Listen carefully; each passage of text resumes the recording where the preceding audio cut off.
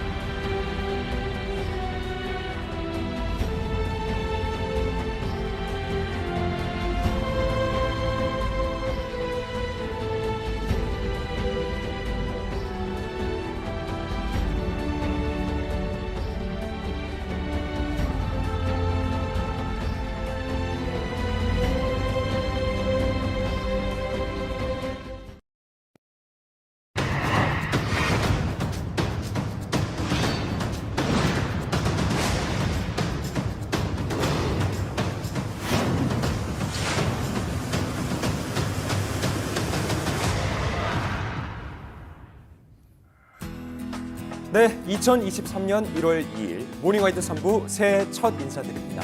올해도 시청자 여러분의 일상과 함께하면서 더 좋은 소식들 많이 전달해드릴 수 있도록 최선을 다하겠습니다. 네, 2022년의 마지막 해가 저물고 2023년 새해를 맞이하는 순간을 시민들과 함께했습니다. 네. 지금 바로 만나보시죠. 12월 31일 충남 서청군의 마량진항인데요. 2022년의 마지막 해넘이를 보려면서 대전에서? 만났습니다. 해마다 해넘이 좀 보러 왔었는데요. 네. 그래도 올해는 그래도 작년보다는 코로나 기대도 많이 좀 풀리고 해서 네. 한번 좀 보러 왔어요. 여기 선택하신 이유가 있는 거예요? 이쪽이? 해넘이랑 해돋이 보려고 둘 다 볼 수 있다 그래요. 마량진항은 해넘이와 해맞이를 동시에 볼 수 있는 장소라고요. 해가 질 시간까지 1시간도 남지 않았거든요. 저쪽 보세요. 와, 정말 많은 분들이 벌써부터 자리를 잡고 있습니다. 해가 지는 모습을 놓칠세라 방파제로 모여드는 사람들. 멋진 풍경을 보기 위해 좋은 자리를 찾아 헤매기도 했죠. 각자 한 자리씩 차지했는데요. 해가 저물기까지 얼마 남지 않았습니다. 사진 찍으러 오신 거예요, 오늘 해넘이? 네, 오늘 보시니까 어떠세요? 해보니까, 마지막 해보니까. 오늘 구름도 없고 네. 잘 보일 것 같아요. 네, 잘 나올 것 같아요. 가는 해가 아쉽기도 하고 그래요? 그런데 또 오는 해가 있으니까 또 되게 설레기도 하고 나이가 한 살 더 먹으니까 철고파. 희망차게 맞이해야죠. 모든 꿈을 안고 희망차게. 시민들의 기대 속 서서히 저물어가는 해. 아쉬움에 사진도 남겨보는데요. 들어간다. 2022년 잘 가라. 안녕. 저 멀리 불볕하면서 저물어가는 2022년의 마지막 해. 한 해 동안 아쉬웠던 점도 같이 묻어봅니다. 아쉬움을 달래고 새해를 맞이할 준비가 한창인데요. 여기서 계속 계시는 거예요? 12시까지 뭐 해요, 여기서 지금? 잠은 어디서 주무시는 거예요, 그러면? 날씨죠. 아예? 이야, 세상에. 코로나19로 3년 만에 개최된 해넘이 해맞이 행사에 추위도 잊은 채 신나게 놀아보는데요. 이젠 정말 코앞으로 다가온 새해. 정각이 되기 전 소원등을 만들어서 소원을 빌기도 했죠. 가족을 위해 예쁘게 적은 바람들이 이루어질 수 있도록 등을 걸어봅니다. 손주가 4명인데요. 내년에 아프지 말고 건강하게 흙토끼처럼 팍팍 뛰면서 유치원 잘 다니고 어린이집 잘 다니고 가족의 건강이나 행복 등 각자의 바람이 적혀있는 소원 등 서로를 위하는 마음이 이루어지길 바랍니다. 12시가 되기 전 정각을 알리는 카운트다운을 앞두고 방파제로 모여드는 사람들. 멋진 볼거리가 있다고요? 이제 정말 얼마 안 남았거든요. 잠시 후면 2022년을 마무리하고 새해를 맞는 카운트다운이 시작됩니다. 6, 5, 4, 3, 2, 1.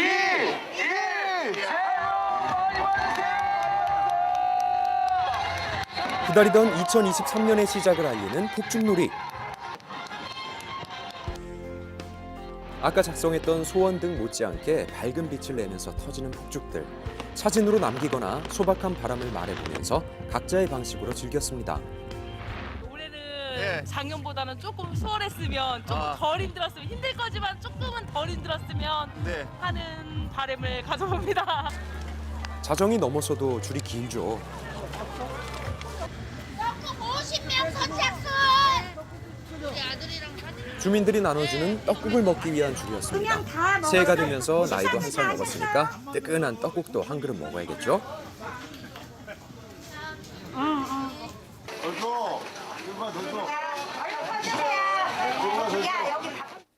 그렇죠. 한 3년 만에 하는 거예요. 어떠세요? 좀 준비하시면서 어떠셨어요? 오늘같이 사람이 너무 많이 와가지고 저희가 떡국을 무료로 나눔 행사하니까 기분이 너무 좋습니다. 아이들도 맛있게 잘 먹는 떡국 한 그릇. 그러니까 애들 이제 한 살 더 먹는 거니까. 네. 그래서 일장만. 떡국 먹으면 몇 살 되는 거? 7살? 아. 선생님, 여기 서서 드세요. 불편하시지? 아니에요. 맛은 괜찮아요? 맛 어떠세요? 너무 맛있어요. 너무 맛있어요? 네. 근데 이거 먹으면 한 살 더 먹는 건데. 네, 그래도 괜찮아요. 평소에는 먹기 싫던 나이. 맛있는 떡국 앞에서는 한 살 더 먹는 것쯤이야 상관없겠죠. 자정을 지나 새벽으로 넘어가는 가운데 설레는 마음에 잠을 못 이루는 사람들도 있었습니다. 오늘 밤 새세요? 밤새야죠. 아, 안 밤새려고 온 새세요? 거예요. 옛날에는 흔했죠, 이게. 당연한 거였고 그냥 다 할 수 있었는데. 옛날 그러니까- 느낌이 좀 나세요? 근데 옛날에 그렇죠. 그런 느낌도 나고 좋긴 하더라고. 뭐 하는 힘들었지만 올해 내년에는 더욱더 이제 뭐 조금 더 알찬 모습, 보람된 모습 보여서 안 아프고 부자 되는 게 가장 좋은 것 같습니다. 부자. 간만에 해맞이에 밤새 이야기를 나누면서 시간을 보내봅니다. 아침 7시부터 해맞이를 보기 위해 모이는 사람들. 제대로 보려면 일찍 나와서 자리를 잘 잡아야 하기 때문이죠. 이제 해질 시간이 얼마 남지 않았거든요. 점점 사람이 많아지고 있습니다. 그런데 안개 때문에 약간 뿌옇게 보이는 하늘. 흐린 날씨에 잘 안 보일까 걱정되는 가운데 해가 뜨길 기도합니다. 뜰 겁니다. 꼭 뜨겠죠? 뜬다고 그랬어요.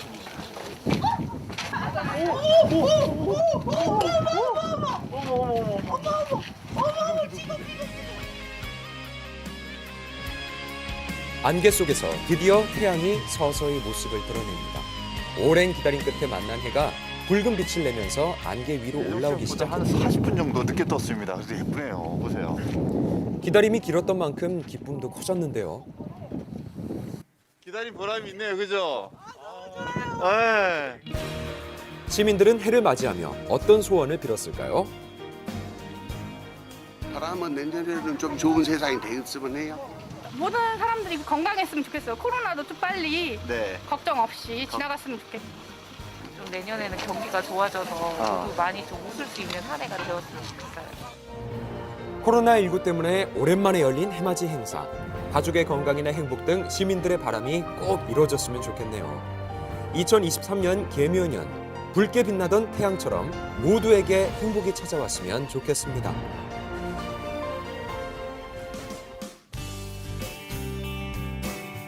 네, 저는 지금 서울 하늘공원에 나와 있습니다. 방금 전이죠. 7시 47분쯤에 해가 떠오르고 있습니다. 저 뒤쪽으로 붉게 물들 하늘이 보이실 것 같은데요.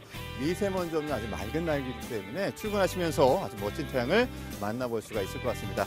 어제가 새해 첫날이었죠. 코로나19 이후로 3년 만에 해돋이 행사가 펼쳐졌습니다. 때문에 많은 시민분들이 일출 보기 위해서 명소를 좀 찾아가셨고요. 또 소원도 빌면서 뜻깊은 시간을 보냈던 것 같습니다. 저도 그 현장에 있었는데 굉장히 기분이 좋더라고요. 검은 토끼 해라고 하죠. 개민령. 그래서 시청자 여러분들도 소망하시는 모든 일이 다 잘 되는 그런 날이 되기를 바라겠습니다. 자, 출근길 좀 강추위가 이어지고 있거든요. 날씨 정보 좀 드리자면은 마포구 상암동 기준으로 현재 영하 7도까지 떨어져 있는데 저희가 온도계를 가져왔는데 그보다 더 떨어져 있습니다. 영하 11도까지 내려가 있는 상황입니다. 체감 온도는 이보다 더 낮은 것 같아요. 제가 상당히 많이 껴있고 있는데도 추위가 안쪽으로 파고드는 것 같습니다. 전국적으로 영하권인 곳이 많겠고요. 한낮에도 영하권인 곳이 많기 때문에 야외 활동하시는 분들은 제가 지금 하고 있는 것처럼 장갑이라든지 또는 목도리 그리고 모자를 챙기셔서 보온에 좀 신경을 쓰는 하루가 되어야 될 것 같습니다. 건강 꼭 챙기시길 바라겠습니다. 저는 잠시 후 이곳 상황 다시 한번 전해드리겠습니다. 지금까지 하늘공원에서 생중계로 전해드린 김나연이었습니다. 경기도 과천의 한 방음터널에서 화재가 발생했습니다. 네. 새해를 이틀 앞두고 난 사고여서 안타까움을 더했는데요. 40명이 넘는 사상자가 발생한 이번 사고. 충분히 막을 수가 있는 참사였다는 지적이 나오고 있는데요. 자세한 내용은 날에서 취재했습니다.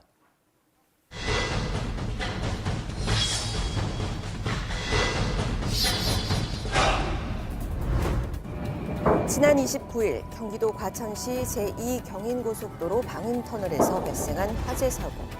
불길은 터널을 순식간에 집어삼켰습니다. 일단은 막 펑펑 막 폭탄 터지는 소리가 계속 났고요, 안쪽에서. 뜨거운 열기에 방음터널 천장이 녹아 비처럼 쏟아지기도 했는데요.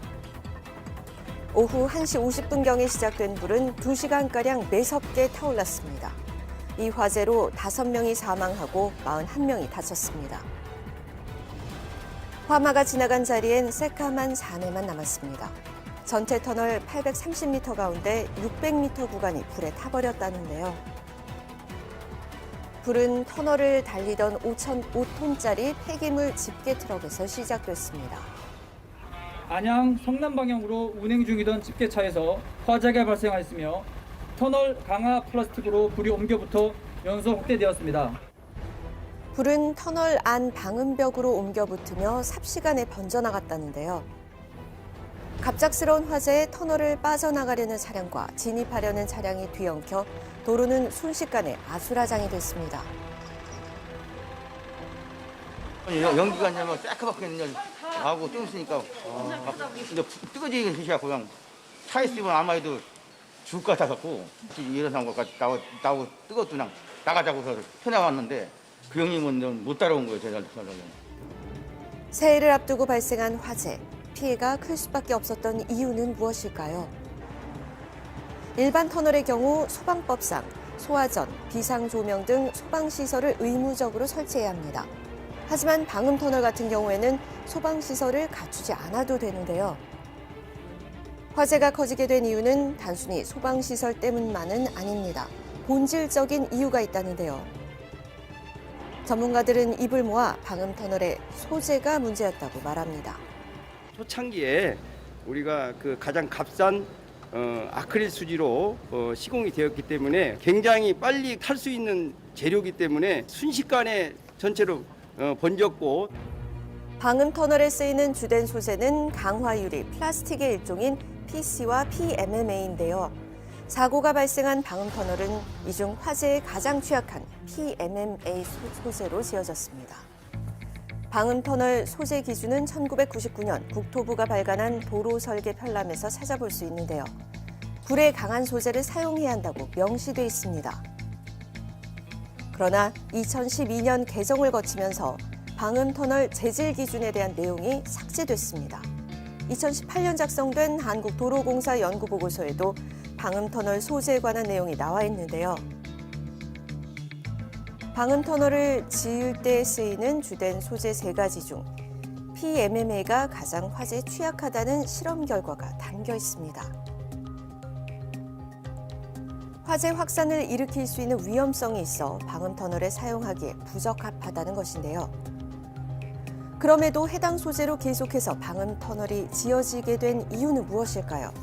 지금 방음터널 소재와 관련된 규정은 현재 없는 게 맞고요. 올 6월인가 7월부터 해서 그거에 대한 저희 검토를 하고 있고요.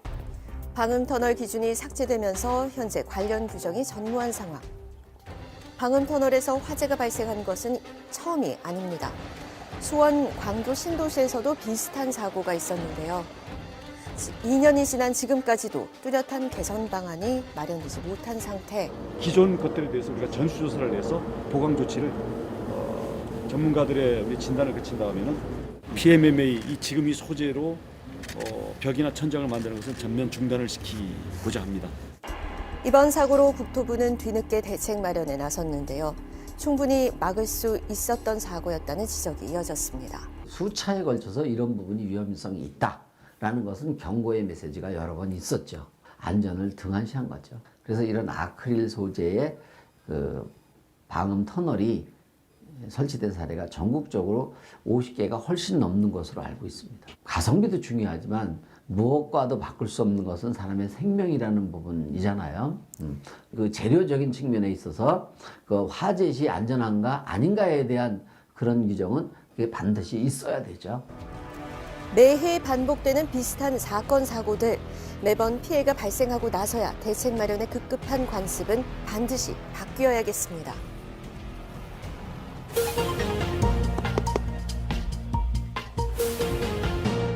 예비 고등학생들 그리고 학부모님들을 혼란에 빠뜨린 단어가 있죠. 바로 고교 학점제. 2025년 전면 적용에 앞서서 올 한 해부터 단계적으로 시행한다고 하는데요. 앞으로 대학 입시에도 큰 영향을 끼칠 이 고교 학점제란 과연 뭘까요? 우선 고교 학점제의 핵심은 학생이 직접 과목을 선택하고요. 고교 3년 동안 총 192학점을 취득해야 졸업을 할 수 있다라는 건데요. 대학교랑 유사한 방식이죠. 꼭 들어야만 하는 필수 공통 과목들이 있고 학생들이 직접 고를 수 있는 다양한 선택 과목들이 생기게 되는데요. 창의적 체험 활동도 학점에 포함된다고 합니다. 자, 그렇다면 학교 생활에서 크게 달라지는 점은 뭘까요? 바로 나만의 시간표가 생긴다는 건데요. 1학년 때는 주로 공통 기본 교과를 수강을 하고 2학년과 3학년이 됐을 때 학생들이 자신의 진로와 관련해서 과목을 개설하기를 요청을 하면 학교에서는 학생들의 요구에 맞게 선택할 수 있는 과목들을 개설해서 2학년과 3학년 때 학생들이 과목을 이수할 수 있도록 운영하는 그런 특징을 갖는 제도라고 할 수 있습니다. 그러면 지금과 같은 반의 개념은 점점 더 사라지게 될 텐데요. 담임 선생님의 역할 역시 변하게 될 예정이죠. 고교 학점제가 전면 적용된 후에는 진로 상담과 수강 신청에도 도움을 주는 식으로 변경될 거라는 겁니다. 만약에 듣고 싶은 수업이 다니고 있는 학교에 개설되지 않았다면 어떻게 되는 걸까요? 공동교육과정이라고 해서 원하는 수업이 개설된 다른 학교에서 수업을 들을 수 있다고 하네요. 하지만 이마저도 여의치 않을 땐 온라인 수업을 병행하거나 외부 교육시설에서 수업을 들을 수 있도록 제도를 마련할 계획이라고 하는데요. 고교 학점제를 시범 운영 중인 일선 학교에서는 많은 혼란이 발생하고 있었습니다. 일단은 학생들이 원하는 수업을 가르칠 수 있는 선생님이 있으신가? 그리고 지금 저희가 그런 거를 많이 경험하고 있어요. 외부 강사를 요청했는데 일주일에 2-3시간 하기 위해서 오시는 분은 아무도 없어요. 네, 그런 현실적인 문제가 있는 거예요. 그러니까 학생들이 원하는 수업을 개설하고 운영하기에는 교사들이 턱없이 부족하다는 거죠. 현재 교사들이 다양한 교육 과목을 운영할 그러한 필요가 대두되고 있기 때문에 자기 분야가 아닌 것들을 가르침에 따라서 수업의 질이 떨어질 수 있다는 거거든요. 현 교사들이 다양한 교육 과목을 준비할 수 있는 연수나 연구의 시간을 어느 정도 보장해 주는 게 고교 학점제가 성공적으로 안착하는 데 반드시 필요한 요건이라고 할 수가 있습니다. 고교 학점제가 전면 적용되는 2025년부터는 학생들의 성적 평가 방식도 달라지게 되는데요. 과연 뭐가 어떻게 변하는 걸까요? 달라지는 성적 평가 방법 지금부터 정리해보죠.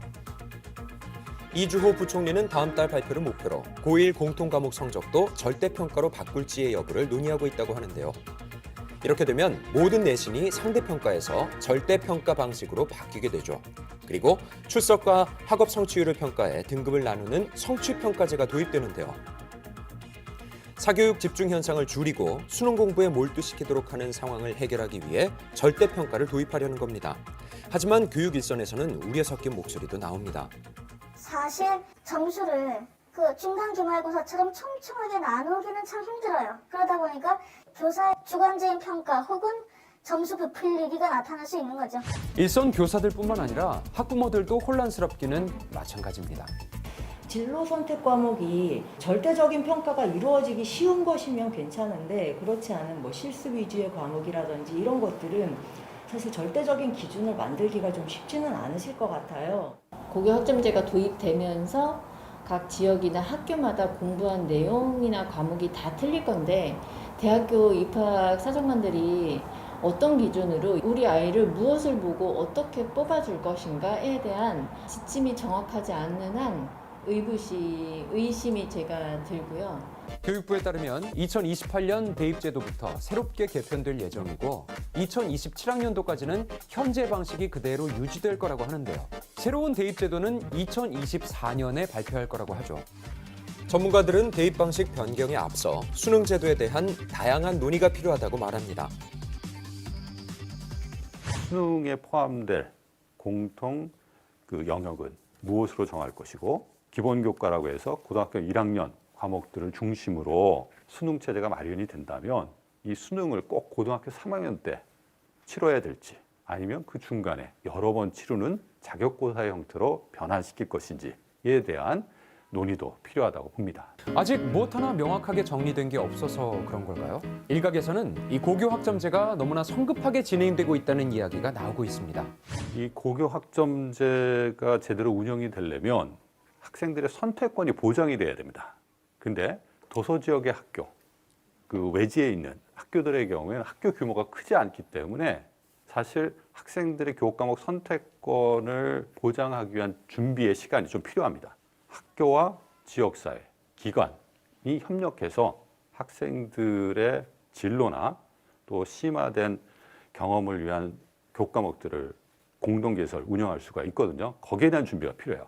이런 것들을 쭉 고려해 봤을 때 2025년에 전격적으로 시행하기는 어렵지 않나 생각합니다. 우리나라 고등학교 교육에 큰 변화를 가져올 고교 학점제. 충분한 검토와 논의를 거쳐서 올바른 방향으로 도입되길 바랍니다.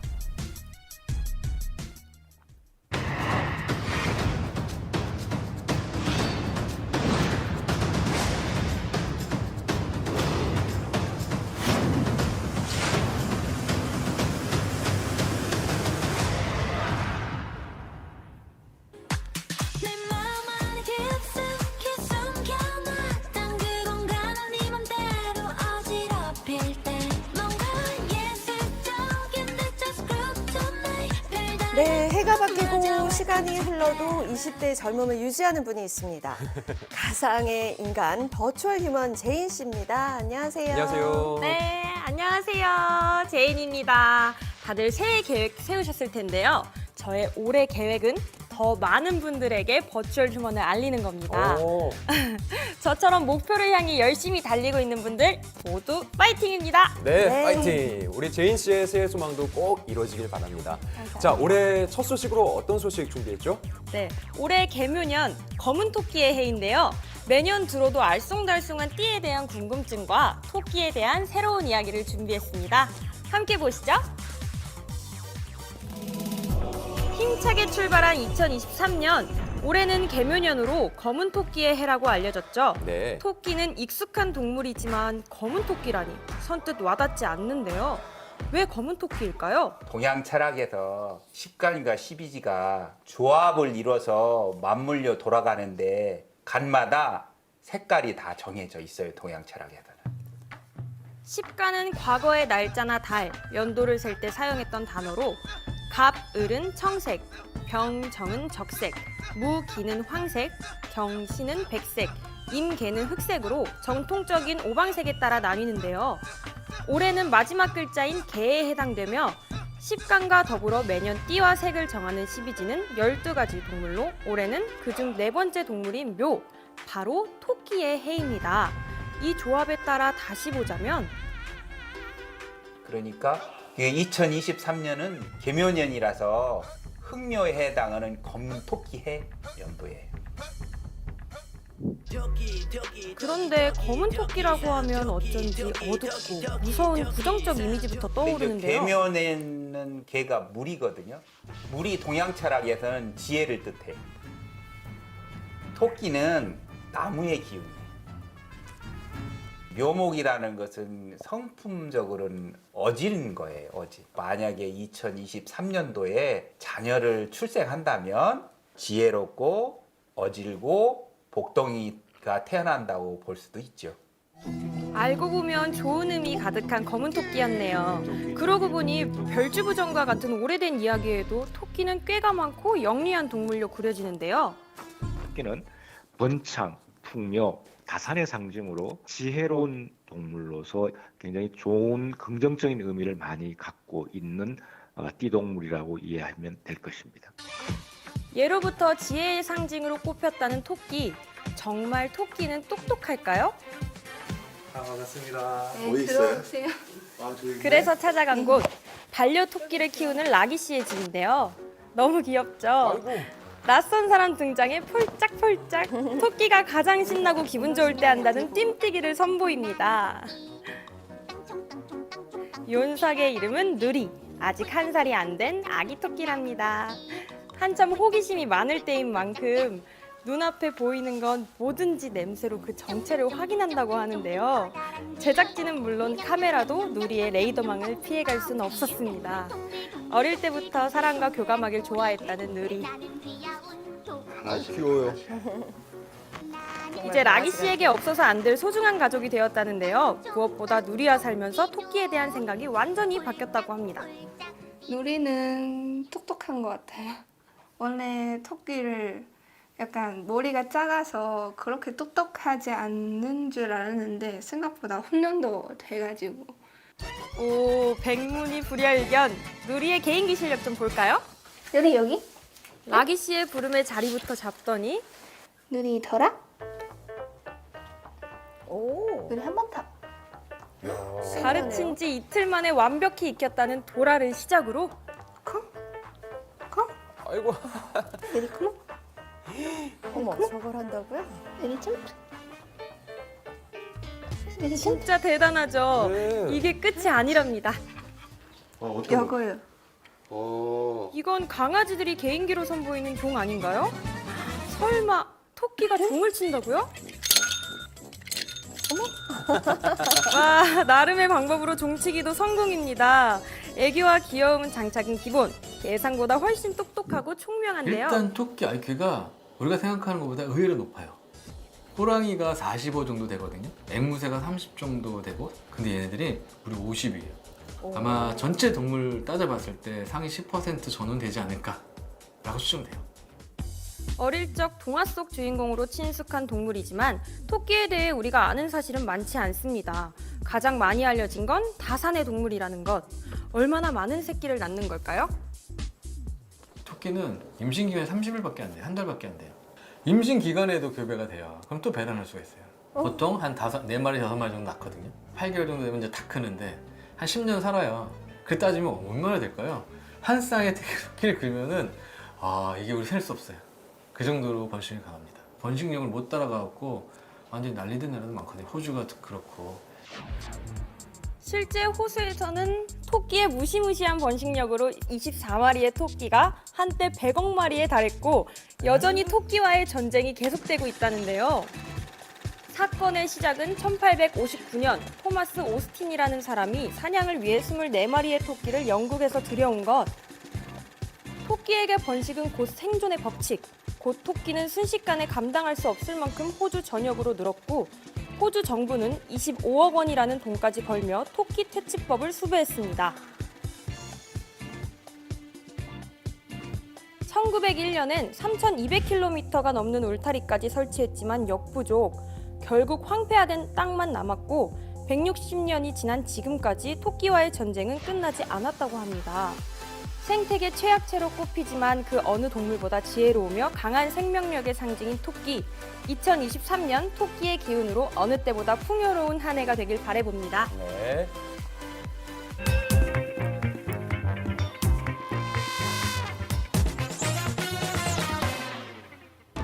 (2023년) 주택 구입 계획 있으신 분들 주목하세요. 아직도 고민인데 2023년에 무리를 해서라도 대출을 받아서 아파트를 구입하는 게 맞을까요?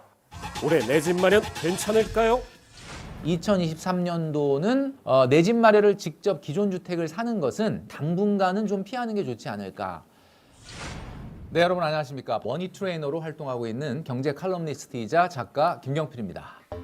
2023년 내 집 마련의 모든 것 전 플러스에서 알려드립니다. 서울에 거주하고 있는 36살 직장인 전송이라고 합니다. 오늘의 상담자 13년차 직장인입니다. 소득은 연봉 6천만 원 정도 정도 받고 있고요. 그중에 저축을 230만 원 정도 고정으로 하고 있어요. 지금까지 모아놓은 자산은 지금 이 집에 전세로 들어오면서 마련했던 보증금이 1억 7천만 원 정도, 예금하고 적금 포함해서 7천만 원 정도. 보유 자산이 늘어날수록 고민도 커져간다는데 과연 어떤 고민일까요? 이 집이 이제 2023년 2월에 계약이 만료가 돼요. 2023년에 무리를 해서라도 대출을 받아서 아파트를 구입하는 게 맞을까요? 비슷한 고민 있는 분들 주목하세요. 내 집 마련을 직접 기존 주택을 사는 것은 2023년도는 조금 더 미루면서 돈을 모으는 게 어떨까? 2023년도는 계속해서 금리가 올라갈 가능성이 높습니다. 미국 같은 경우는 5%, 우리나라도 4% 초반까지는 기준금리가 올라갈 것으로 예상되기 때문에 내가 태어나서 눈으로 목격한 걸로는 가장 높은 금리가 아마 2023년도에 나타날 가능성이 있어요. 그렇다면 주택시장은 지금보다 더 냉각되고 추가적인 하락이 있을 거로 예상이 됩니다. 굳이 급한 마음에 이제 어느 정도 가격이 떨어졌으니까 집을 사겠다라고 생각하는 것보다는 조금 더 기다리면서 현금, 재테크에서 실탄이라고 하는 거죠. 현금을 조금 더 열심히 지금처럼 모으는 게 더 좋지 않을까. 내 집 마련 계획 올해는 잠시 접어두셔야겠습니다. 제가 40이 되기 전에 이제 제 자가를 마련해서 이제 한 곳에 정착해서 서울에서 사는 게 이제 목표가 됐어요.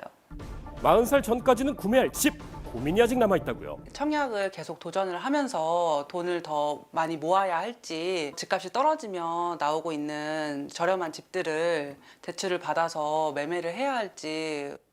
청약이냐 매매냐 무주택자의 최대 고민일 텐데요. 해답은? 우리 사연자님 같은 경우는 청약과 기존 주택을 바라보는 것을 동시에 해야 되는 투트랙으로 가셔야 합니다. 청약 중에 좀 굉장히 상위 입지라든지 분양가 상한제로 나오는 청약 같은 경우는 가격이 또 낮을 수가 있거든요. 그런 경우는 아무래도 사람들이 많이 몰리면서 경쟁률은 높겠지만 당첨 확률이 떨어진다 하더라도 그런 상위 입지는 꾸준히 청약을 시도해 보시고요. 기존 주택 같은 경우는 시장을 잘 관찰을 하시는데 제가 한 가지 팁을 좀 드리도록 하겠습니다. 주택 구입 부담 지수라는 게 있습니다. 어디서 확인하시면 되냐면 주택금융 통계 사이트에 접속을 하시면 주택 구입 부담 지수라는 게 있어요. 사람들이 집을 살 때 얼마나 부담을 느끼느냐를 숫자로 표현한 겁니다. 서울 같은 경우는 2022년도 3분기를 기준으로 주택 구입 부담 지수가 현재 214.6입니다. 자, 이게 무슨 이야기냐? 서울의 평균 소득자가 서울의 평균 집을 살 때 자기 소득의 25%를 원금과 이자로 내야 되는 것이 100이거든요. 근데 지금 214.6이다라고 하면은 서울의 평균 소득자가 자기 소득의 54%를 원금과 이자로 내야만 서울의 평균 집을 살 수 있다, 이런 이야기입니다. 지금 과연 이런 상황에서 집을 사는 사람이 있을까요? 거의 없겠죠. 경제 상황에 따라 변경되는 주택 구입 부담 지수. 기준치인 100일 때와 그보다 높을 때 내 소득은 동일해도 매달 지불금은 큰 차이가 나는데요. 주택 구입 계획이 있으시다면 이 지수 꼭 확인하셔야 합니다. 서울의 주택 구입 부담 지수가 최소한 150 이하로 내려갈 때 집을 사셔야 됩니다. 내 집 마련할 때 반드시 알아야 할 3가지 조건. 모르면 손해보니까 채널 고정하세요. 시장에 한 3가지 정도의 사인이 등장을 할 때 집을 사시면 큰 문제가 없을 거다라는 겁니다. 그 첫 번째는 바로 주택 구입 부담 지수가 서울을 기준으로 150 이하로 내려갔을 때. 그리고 두 번째, 미분양률이 지금 계속해서 증가하고 있는데 당분간 계속 증가할 거예요. 근데 어느 순간 미분양률의 증가세가 멈추고 하락세로 전환하는 타이밍이 올 겁니다.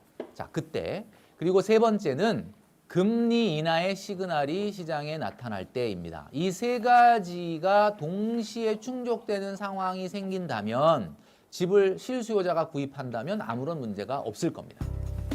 다시 한번 정리해드리는 주택 구입의 조건. 내 집 마련할 때 참고하면 소중한 내 돈 아낄 수 있습니다. 한 가지 더 궁금한 게 있는데요.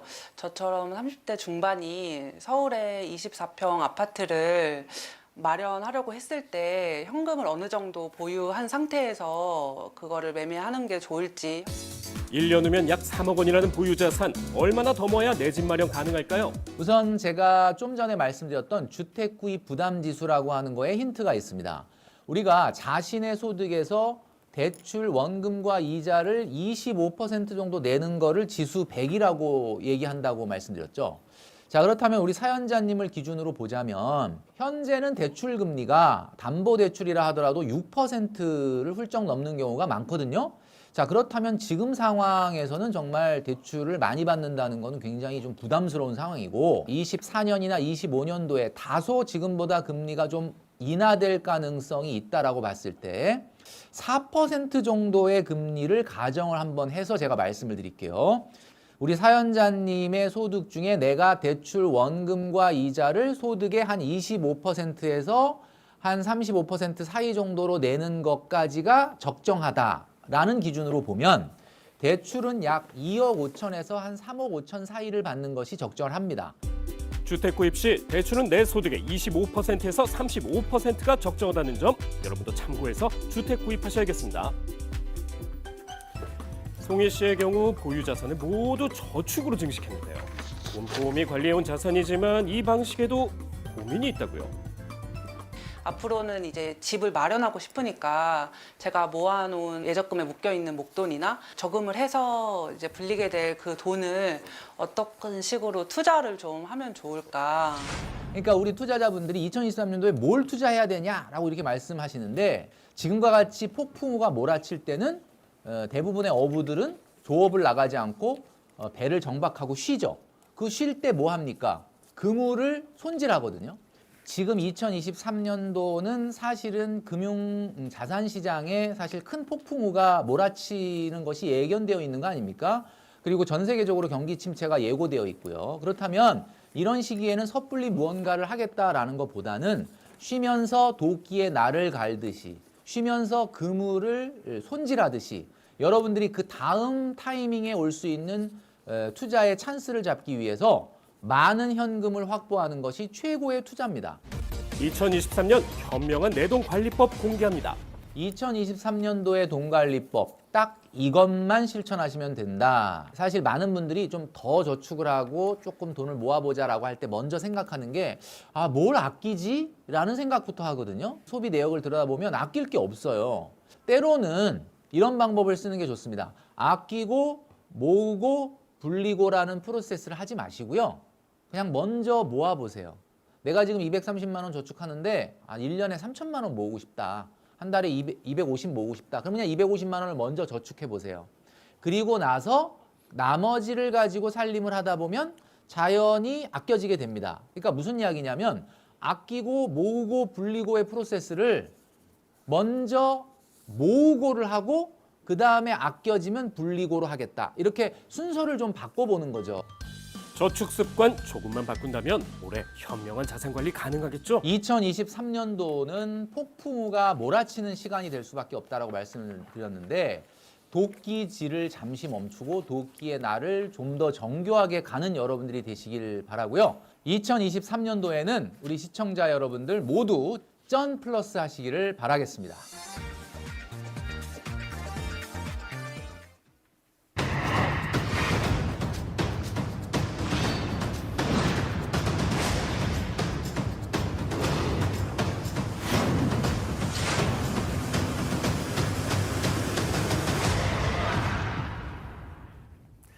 (2023년) 새해는 작년보다 더 나은 한 해가 되길 바라면서 참 많은 소원들 비는데요. 우리 이혜승 아나운서는 어떤 소원 비셨어요?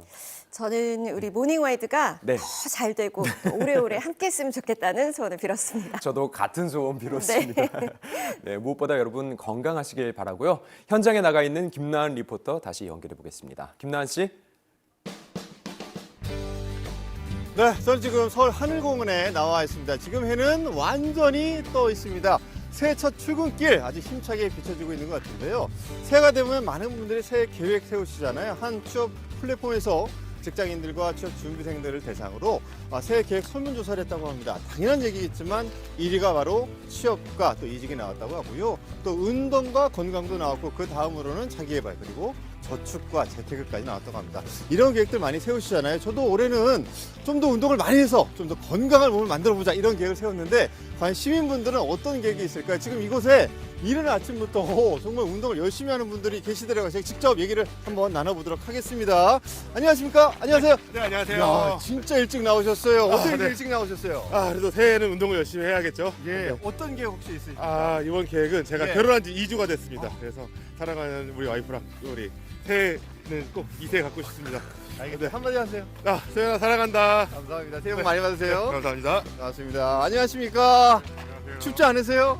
좀 춥네요. 그래요? 올해 어떤 계획 세우셨어요? 올해 작년보다 좀 더 행복하고 복을 많이 받았으면 좋겠습니다. 그래요. 작년에 많이 못 받으셨어요. 네, 작년 좀 못 받아서 네. 올해 많이 행복했으면 하고 싶은 좋겠습니다. 말씀 한마디 하세요. 이번 연도에 장모님이 좀 많이 건강하셨으면 좋겠고 네. 다른 분들도 다 건강했으면 좋겠습니다. 새해 복 많이 받으십시오. 예, 감사합니다. 고맙습니다. 네, 감사합니다. 야, 이분 아까 보니까 엄청 열심히 운동하시더라고요. 감사합니다. 예, 2023년 어떤 한 해가 될 것 같으세요? 가장 큰 행복을 받을 수 있는 한 해라 생각합니다. 그래요? 네. 계획은 세우셨어요? 부상 없이 풀마라톤 뛰는 게 목표고요. 네. 아버지가 이번 주에 수단으로 출장 가시는데 이제 무사하게 복귀하시는 게 제 바람입니다. 그래, 아버님이 한 말씀 하세요. 아버지 부상 없이 무사하게 다녀오시고 사랑합니다. 알겠습니다. 감사합니다. 꼭 이루실 수 있을 것 같아요, 올해? 네, 그럴 것 같습니다. 화이팅! 감사합니다. 예, 감사합니다. 자, 작년에는 뭐 어려운 일도 많았고요. 다사다난했던 한 해였던 것 같습니다. 자, 올해는 정말 이런 일 없이 모든 일이 잘 이루어지는 그런 좋은 한 해가 되기를 바라겠습니다. 토끼처럼 힘차게 도약하는 한 해가 되기를 바라겠고요. 시청자 여러분들께서도 모두가 소망 잘 이루시고 새해 복 많이 받으시기를 바라겠습니다. 지금까지 하늘공원에서 생중계로 전해드린 김난혜였습니다. 불행은 한순간 예고 없이 닥쳐왔습니다. 몸도 망가지니까 너무 우울한 거예요. 사고 후유증으로 급격히 증가한 체중에 건강마저 심각하게 위협받고 있었지만 30kg을 감량하는 인간 승리를 거뒀는데요. 식단하고 운동이죠. 무거워진 체중을 감량하면서 마음 역시 한껏 가벼워졌다는 조혜진 씨. 그녀가 건강을 되찾은 비결이 대체 뭘까요? 엄마와 아들이 함께하는 필라테스 시간. 척척 능숙하게 운동을 함께하는 모습이 그야말로 모전자전이 아닐 수 없는데요. 군살 없이 탄탄한 자태를 자랑하는 혜진 씨지만 처음부터 지금의 날씬한 모습은 아니었다고 하는데요. 어머니가 뚱뚱하셨는데 필라테스를 함으로써 날씬해지셨습니다. 제가 예전에 뚱뚱했을 때 사진인데요. 이때 한 80kg 나갔죠. 갑작스러운 체중 증가, 이유가 있었는데요. 2015년 8월 31일에 세종시 호수공원에서 교통사고가 났는데요. 전신 복합골절로 이어진 대형 교통사고. 1년 정도 입원하고 수술을 10차례 했는데 당뇨랑 고지혈증, 대사증후군, 고혈압, 살까지 막 찌는 거예요. 왜냐하면 누워있고 움직이지 못하니까 우울증이라든지 공황장애라든지 여러 부분에 있어서 굉장히 힘들었던 시기였죠. 우리 몸의 신체가 스트레스에 노출될 경우에 초반에는 아드레날린이 분비되게 되고요. 이후에 이제 코티솔에 의존을 하게 되는데 이 코티솔은 지방을 저장하는 역할을 하게 됩니다. 그런데 이 코티솔 수용체가 복부에 많이 분포하고 있다 보니까 스트레스를 받게 되는 경우에 복부 주변으로 지방을 이제 저장시키는 역할을 하게 됩니다. 비만은 고혈압, 당뇨, 관상동맥 질환 등 건강에 치명적인 합병증을 불러오는데요. 건강한 몸과 마음을 되찾기 위해 매일같이 운동과 식이요법을 거르지 않았던 혜진 씨.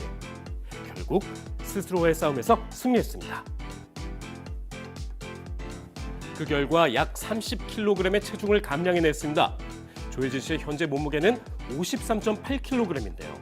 과연 건강 상태는 얼마나 호전된 것인지 건강검진을 받아봤습니다. 이제 혈액 검사에서도 네. 뭐 빈혈도 없고 간 수치도 정상이고 콜레스테롤도 다 정상범위로. 나쁜 거는 낮고 좋은 거는 높고. 나쁜 콜레스테롤이라고 불리는 LDL 지수가 무려 절반 가까이 감소한 상태였는데요. 당화혈색소, 예. 그다음에 갑상선 호르몬, 예. 코티솔 호르몬, 예. 그다음에 여성 호르몬, 비만에 영향을 미칠 수 있는 호르몬 검사까지 추가로 한번 시행을 했는데요. 다 정상범위.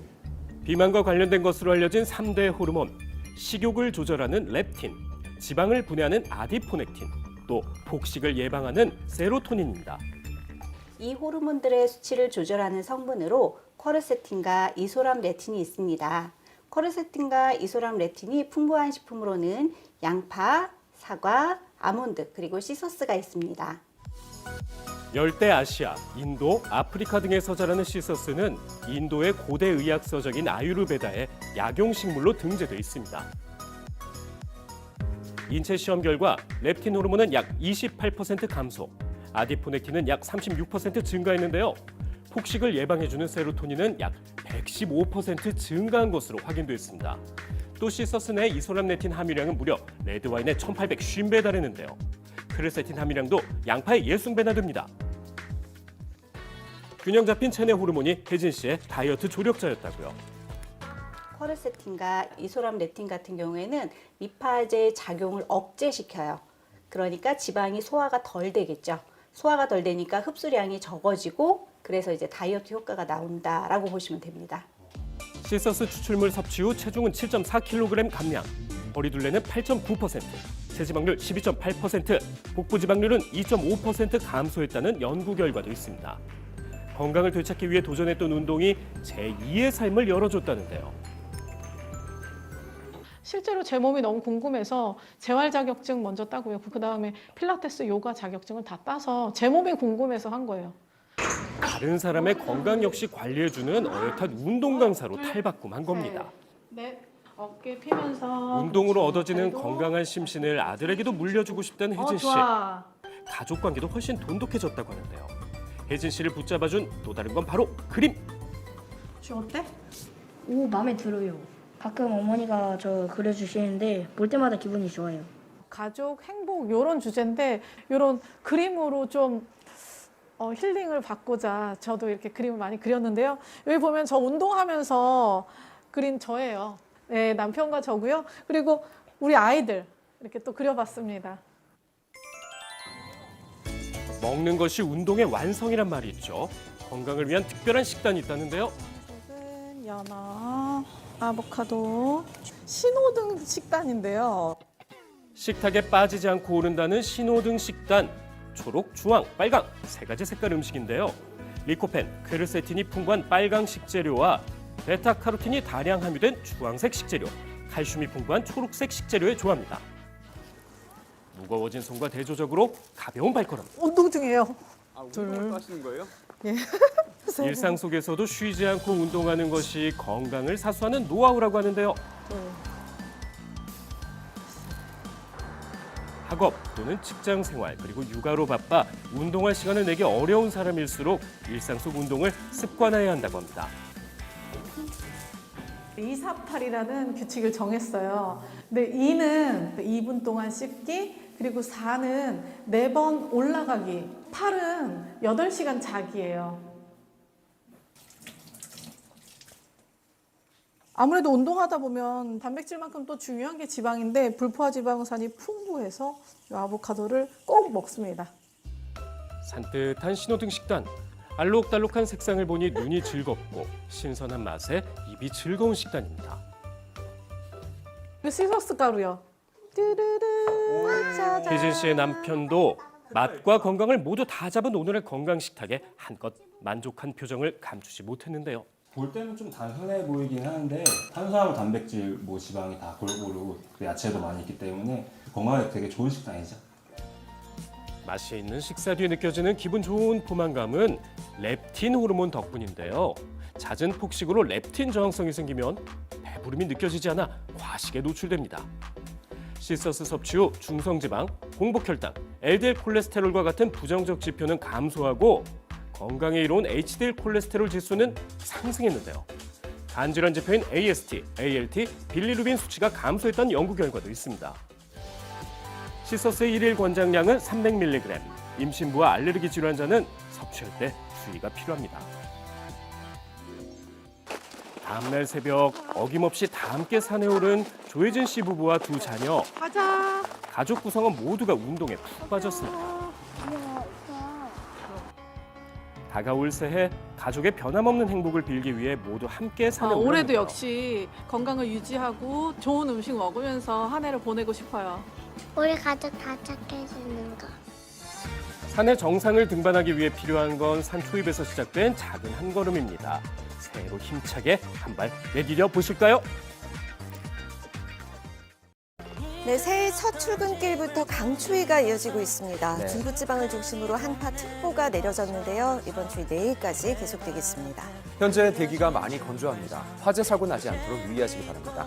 새해 복 많이 받으시고요. 저희는 내일 아침에 다시 인사드릴게요. 고맙습니다. 고맙습니다.